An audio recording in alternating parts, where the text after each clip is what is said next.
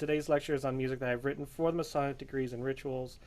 And for this lecture, I would like to state this is my musical interpretation of the three Masonic degrees, so there are no secrets revealed in this presentation. The footage contained in this presentation is for the purpose of simulating the idea of Freemasonry. Masonic Avant-garde and From Darkness to Light are two albums consisting of 15 compositions that supplement the ceremonies of the 4 Masonic degrees given in a Masonic lodge. What is avant-garde? Avant-garde refers to people or works that are experimental or innovative, particularly with respect to art and culture. It represents a pushing of the boundaries of what is accepted as the norm or status quo. I started working on this project about 9 years ago, just after I was raised to the sublime degree of Master Mason. I wanted to contribute to the lodge, and I thought that I could with music. We had a lodge musician at the time, and I began to observe how he would perform during the practice nights, and I noticed that he only improvised. No music was written down. I found it odd that he was not using any sheet music and was only making it up as the degree went along. There was no music written for the degree, and by him improvising, the music would be different each time he played. Yet the degree itself is specifically written down and requires a lot of attention to detail. If he were to be absent, there would be no guide or manual to help his replacement. Knowing how precise the degrees are, I began working on some ideas for a repertoire to have ready in case the brother musician couldn't make it to the degree practice. Then it happened. The brother was unable to attend practice. That night I sat at the piano and started playing some of the pieces that I was working on. During the practice, the worshipful master and some of the past masters that were there apparently liked what they were hearing and asked if I could play during the upcoming Master Mason degree. The piece that I was playing consisted of a lot of heavy chords and sounded right in some parts of the degree, but not all of it. It was at that time that I decided to write a piece specifically for the degree. I had started researching what is Masonic music. I tried asking a number of the brothers if they knew of any Masonic music. What makes a piece of music Masonic? Was there sheet music composed for the degrees? And were there any composers that had written any Masonic music? I even consulted Wikipedia. At the time, everyone mentioned Mozart, especially the Magic Flute, which is one of Mozart's famous operas. However, it is not specifically written to be played in a lodge for a degree, but actually has Masonic themes or references throughout. As I continued to search, I found an album titled Mozart's Masonic Music. I discovered that it was chamber music, at least music played by an orchestra. I felt it would be a challenge to organize the brothers to perform along with me during the degree, as not everyone is a musician. As I listened to the music, I couldn't determine where in the degree the music would be played, and without any sheet music, I didn't have anything to reference or signal where and when to play the music. I tried searching online for sheet music for either an orchestra, organ, or piano, but I didn't find any. I then began to wonder if there were any differences between the rituals in my lodge compared to what Mozart experienced when he was alive. For example, how different is my Florida Masonic ritual compared to the Masonic ritual in Vienna? How different is my lodge when I was raised in 2011 compared to when Mozart was raised in 1784? Or are these pieces written in dedication to the craft and were only played before and after the meetings and not during? I continued my search and found a Masonic music manual here at the Scottish Rite Temple. I was excited when I found it, but it primarily consisted of hymns, some of which I could find in the hymnal at my church. Years later, a friend of mine gave me the Masonic music manual, at least this book, which I was very grateful to receive. I started to read through the book, and I found more hymns, folk songs, and classical pieces, shortened, arranged, and adapted for the degrees, though it didn't provide any guidance on where they are to be played in the degrees. I was also confused as to how this book would have Masonic music when most of the pieces were written without Freemasonry in mind. How would that be Masonic, especially changing the lyrics for a religious hymn into something Masonic? That wasn't the original intent for the piece. Looking online, I found one website that said it was appropriate to play the Star-Spangled Banner and Auld Lang Syne during the degree. However, I know if I started playing the Star-Spangled Banner, the brothers probably would stop, stand, and sing during the degree. And at the time, on Wikipedia, it said a Masonic piece consists of a lot of threes, triplets, is written in three-quarter time or a waltz, and consisted of the letter B. Personally, I prefer the letter G, but that's me. especially pieces written in the key of E flat major or C minor, which has 3 flats. That's what I found at the time. I'm now going to talk about the Masonic composers I found during that time, as well as what I was able to find out recently. I'm going to start with Brother Mozart and his Masonic pieces. Mozart became a master mason sometime in 1784 or 85. The Magic Flute premiered 2 months prior to his death in 1791. Many have indicated how the Magic Flute was written, often citing the first 3 notes referencing the distinct knocks, and referring to the 3 chords in the opera as Masonic. However, the first 3 notes originated early on from a French genre. I believe it's pronounced La Merveilleux. I hope I'm pronouncing that right. And the 3 chords in the overture can be found in earlier operas such as Triada's Armida and Gazzaniga's La Circe operas, and they have no connection to Freemasonry. At the time, I had listened to the select works of Mozart's Masonic music, and I couldn't determine where the pieces are to be played in the degree. Looking at the dates, most of the compositions were written before he was a Mason, some 12 years prior. Furthermore, the rest of the pieces he composed were meant to be played before the lodge opened, lodge at ease, after the lodge closed, at a funeral, or at an installation of officers. To my understanding, these were not written to be played during the degree ritual. This does not mean it can't be played, just how it originated and how it was meant to be used was not intentionally for the degree. Brother Ignaz Pleyel was an Austrian-born French composer and was regarded as a great pianist and composer at the time. His teacher Joseph Haydn considered him to be a superb student. Pleyel composed many symphonies, quartets, and operas, and at times was in competition with Haydn, but remained on good terms. He eventually opened up a publishing business and became a manufacturer of pianos. The melody of Pleyel's hymn originated sometime in 1791 as part of the 4th Quartet, opus number 7. And the earliest record of the hymn was in an early edition of a Methodist hymnal as well as in a hymn book for Christian worship.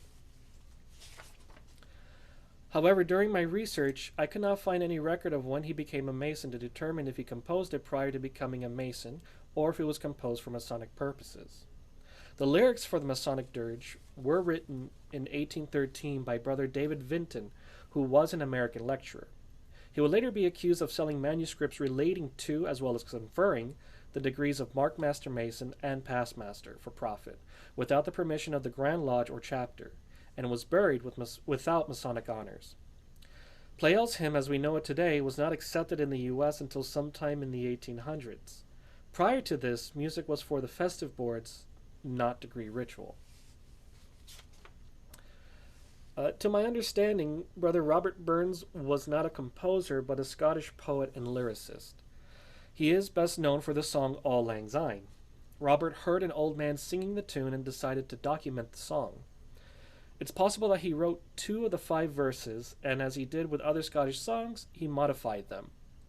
From my research, the song's origin is not Masonic and did not originate from Brother Burns, but was passed down through time, and Brother Burns decided to document it as it would fit with Masonic ideals. Auld Lang Syne is sung after the lodge has closed. Brother John Sibelius was a Finnish composer and violinist. He was initiated, passed, and raised at the age of 56, with the ceremonies taking place in one day. He was appointed Grand Organist for the new Grand Lodge, a position he held for the remainder of his life. He was interested in composing music for the regular work and was persuaded by the brothers to compose specific selections. Initially, there were 9 pieces for the 3 Masonic degrees, which ultimately became fully orchestrated. The rights to these recordings and sheet music belonged to his home lodge in Finland. I was content to find this music. However, at the time, I had the same questions I did with Mozart. Is there a difference between the rituals in my lodge compared to what Sibelius experienced? Would Finland's Masonic degree music work for my Florida degree ritual? At the time, I had about 3 weeks to prepare for the upcoming Master Mason degree. And I came to the conclusion that I should stop focusing on what could be out there and decided to look from within. The compositions would not reference any artist or Masonic piece except for Pleyel's hymn, as it was accepted and to be played in the lodge. I began writing the piece for the Master Mason degree, having been recently raised to the sublime degree of Master Mason. The degree was still fresh in my mind. However, the specifics of the floor work was new to me.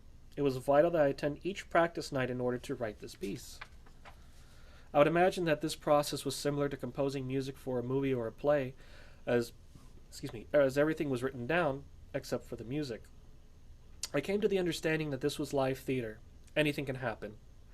And the music needed to be written in a way that I could manipulate the music to accommodate what could happen during the performance.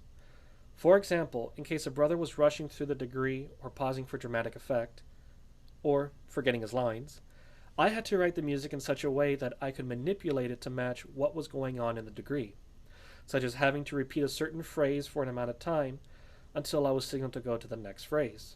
In orchestra, that is called vamping. And composing from home presented challenges. I wasn't that familiar with the ritual at the time, and I couldn't read from the Florida Red Book that had our ritual in code. As you know, I couldn't record the degree and replay it later. However, I was very fortunate to have my father, who is a Master Mason, to read the degree from the ritual book. This consisted of many nights of us working together. He would read the degree aloud, and I would write and play along. We would have to be in sync with each other, and in real time imagine when and where we were at in the lodge. We would count the steps it would take for a brother to go from point A to point B. And I didn't have an iPad at the time, or any music writing software, so I would write the piece by hand. I would bring this book with me to practice nights and degree nights. And in real time, I would write a measure of music if I felt there needed to be music in a certain place, or make any corrections to fit the music better into the degree, especially when the degree was going on. As I was writing this piece, I thought about what would be the theme for it. I understood that this was for the Master Mason degree ritual and a Freemasonry. However, the music itself would need to tell the story. This is how I would communicate it to someone who wasn't a Mason. Like many pieces that communicate a story, poem, emotion, or event, the music itself would tell the story about the degree it represents without revealing the secrets. And so I came up with this. The concept of life, something everyone could relate to. By doing this, it felt much easier to compose the pieces for the degrees. And I came to a new understanding. Considering where the oath is given, there are actually 3 parts to a degree, as opposed to 2 sections. So, to me, the entered apprentice degree represents birth. The first piece of the degree represents the moments prior to being born into the world of Freemasonry. The initiates are coming from a place of darkness and into the light that is Freemasonry. For those who have experienced the degrees, think back to when you went through them, and imagine yourself going through the degrees with the music. This first piece is called Who Comes Here?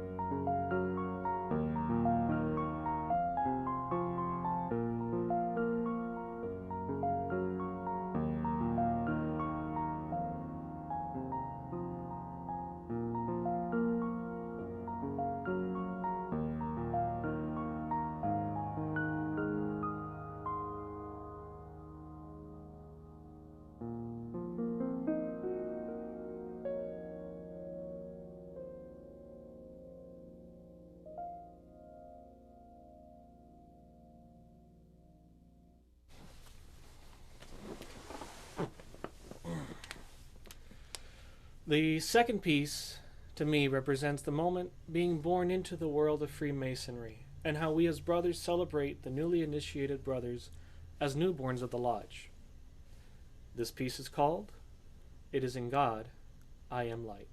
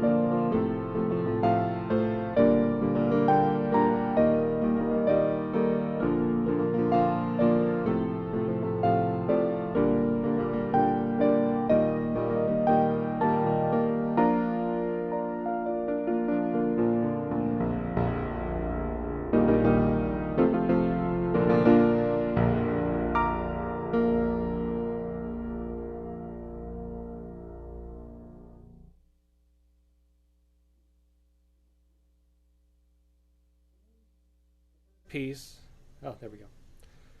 To me, the third piece represents the early stages of our lives as Masons, as we take our first steps. And just as it is learning to walk for the first time, we can walk successfully or fall, pass or fail. This piece is called What I've Learned.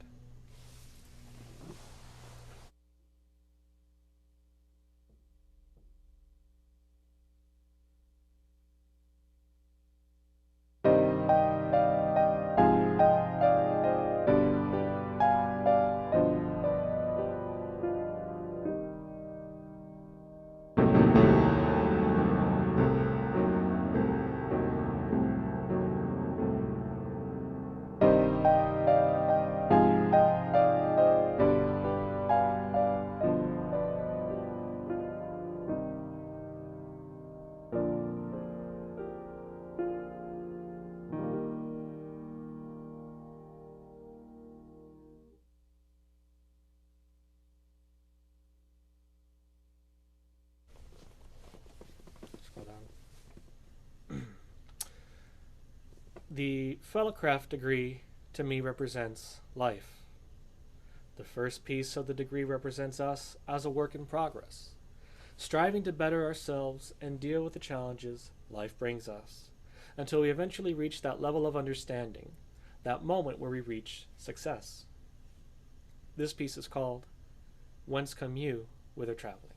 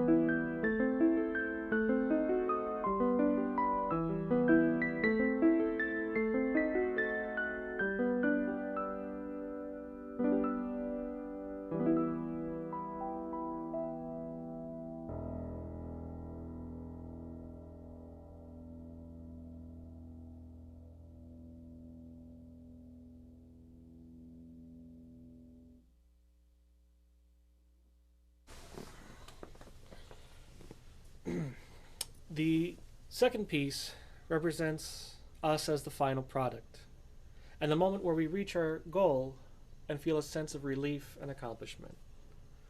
This piece is called Keep Me Steadfast.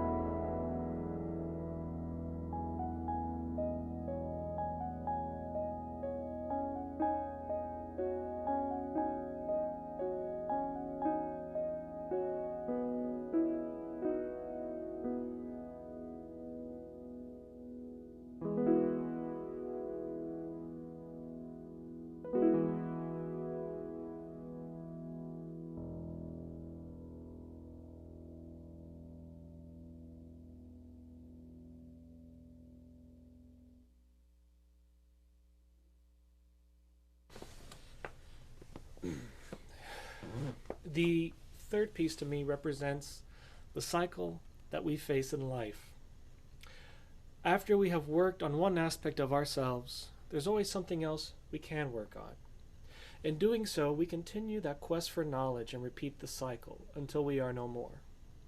Here I felt it is a graduation in the lodge, as the brothers have attained much knowledge thus far with these 2 degrees. And yet there is much more to learn. This piece is called Winding Staircase.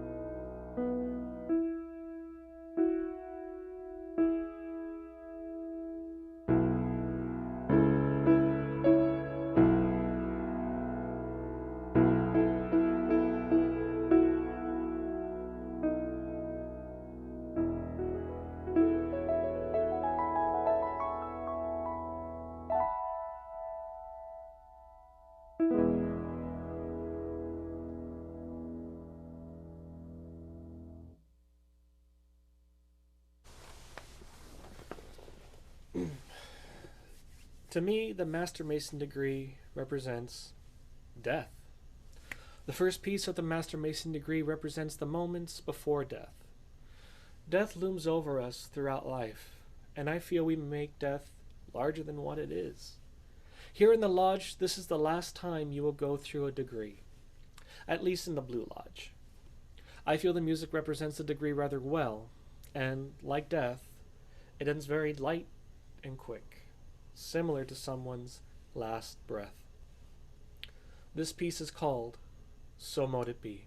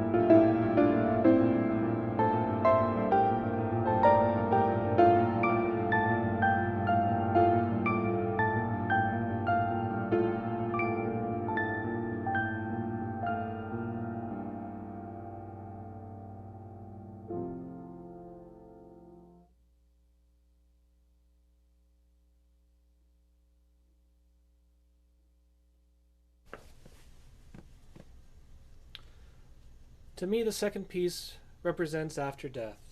I would imagine it would be very peaceful, as there are no worries as we are laid to rest. The brothers should find peace in knowing that with their hard work they reach to the sublime degree. This piece is called Remembrance of Me.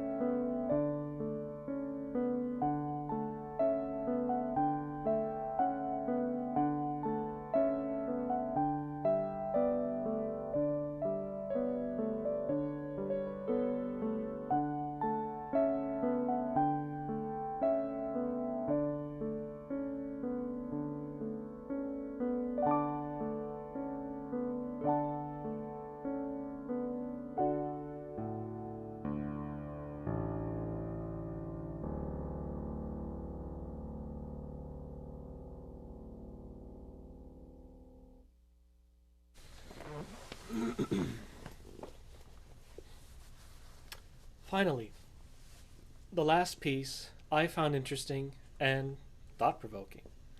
Each degree subdivided made sense until I had reached this point.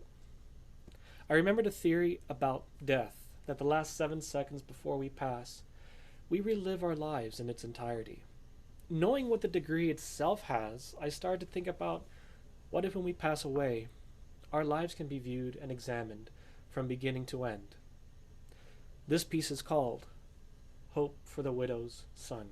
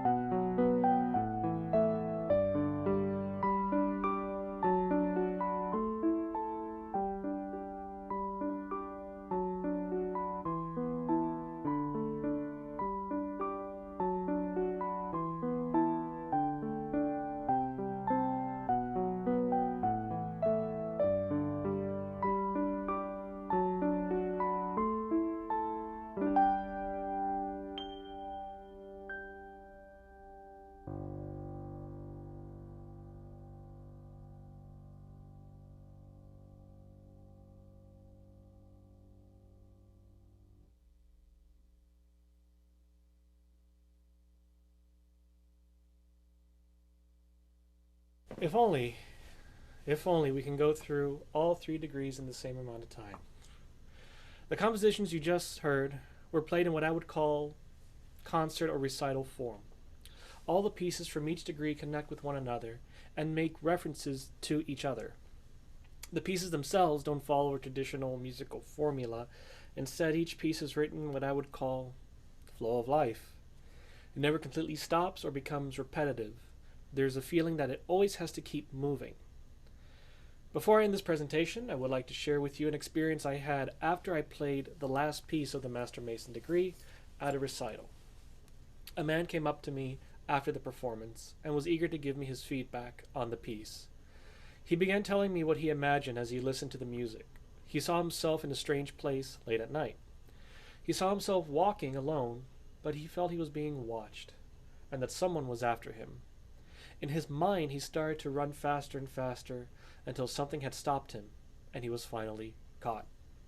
He felt he was captured and taken away, and that his family was looking for him. This was his interpretation to what he heard. I'm sure others that hear the piece may have their own. Let me know what your interpretation may be. If you enjoyed this lecture and would like to have it performed for your next lodge meeting, be sure to visit my website at MasonicAvantgarde.com. There you can schedule a performance for your next lodge night, Grandmaster's official visit, or installation. You can also purchase both digital albums and digital sheet music at the online store. While you're there, be sure to like and subscribe to my Facebook, Twitter, Instagram, Spotify, and YouTube channel for the latest news and updates. Thank you, and I hope you enjoyed this presentation.